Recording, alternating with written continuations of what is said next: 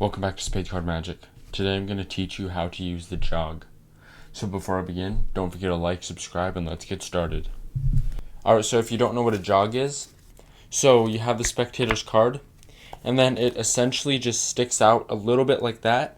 So when you need to, then you can get a break from this. So it just makes your hands a little more free. So let's go into the first method on how to get into it. Alright, the first method requires you to have the spectator selection like so, and requires you to fan the cards out. I think that this first method is a little bit easier, just my opinion though. So a quick tutorial how to fan the cards. What you want to do is square up the cards like so, and then grab them between your pinky and your thumb just like so. Rock the cards back so you're holding them at like a 45-degree angle. And then gently with your thumb and your three fingers up here, you want to just make a big circle, and you want to do it gently, not too fast or slow. It'll work easier with a newer deck because it won't be as sticky. So then once you get their card, all you want to do is just stick it in somewhere about in the middle, just like so, and then tap it. That's all, because then it'll stick out like that. Then what you want to do is just close up the deck, and then when you square it up, their card is going to naturally stick out. And now it'll help if you get their card and you don't push it in completely, but you leave just a little bit out, exactly like this. And you can push it in a little farther when you're actually doing it, because then when you square it up, you still have their card. And don't worry if you're worried that this is going to be really difficult. This is actually really easy to manage, even if you're worried that their card is going to square up with the rest of the deck. So right here I have their card. I take it, I push it about halfway, then I just jam it the rest of the way in. And that's about like a quarter of an inch. Then I push it closed, and now it naturally goes back. And now from here, I can just talk to the spectator like normal, and their card sticks out. Then when I'm ready, I can get a break above their card or below their card, but I would know where their card is. And now just a quick tutorial how to close up the fan. So what you want to do is you want to just get your middle finger and just kind of flick your wrist inward. It's kind of hard to explain, but you're just going to have to experiment. So I'm right here with my middle finger, then all I'm doing is just closing it up. So I'm just moving these fingers back.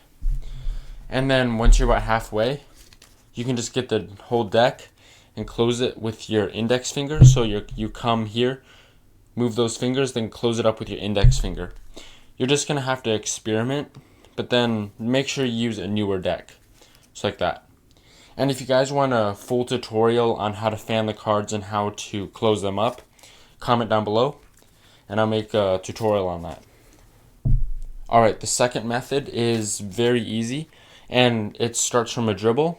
Just like this, a quick thing how to get into a dribble. Thumb here, index here, three fingers here. Move the thumb up the deck just like that, and that's a dribble. So what you want to do is when the spectator calls out stop. You show them that card, and that's the card you're going to jog. So here it's the 9, and then you don't actually want to just dribble the card straight up like that, because that'll create a mess.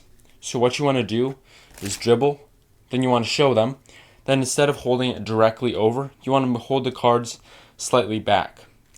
So essentially what I'm doing, instead of dropping the cards like that, I'm holding the cards about maybe a quarter of the way back.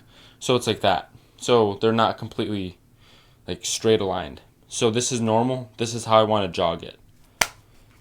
So here's what it should look like. So I do that. Then I show them. Then instead of holding it like this, I just bring the cards back. So here's normal. Here's the back, and then I should be able to see a little bit of the front. So after that, I want to show them, and then as I start dribbling again, after I bring it back, then I want to dribble it real quickly, and then bring it forward. But you want to do that quickly, because then it'll create a small little jog like so, and that's exactly what you want. So just like this, you show them, and then from here, you move it a little far back, just like that. You start dribbling, and then right after you start dribbling, you move it forward. And then that creates that little jog effect. And then from here, it just looks like a messy deck. Because then you don't really have to square it up as you just keep explaining to your spectator. Way to get a break after a jog. So here I have the jog made, just like right there. And then what I can do as I'm talking, I can either with this hand pull up the whole jog with my thumb, move it forward, and then slip my pinky in there. Or what I can do is from the jog here, I can take my pinky and push it under. But that method is a lot harder because you might get the cards everywhere. So I recommend doing it with your thumb just like so, pulling it up and putting your pinky under just like that. And then from here you can do anything such as a classic pass, a false cut, anything. I already hope you guys enjoyed. Don't forget to like, subscribe, and I'll see you next time on SpadeCardMagic.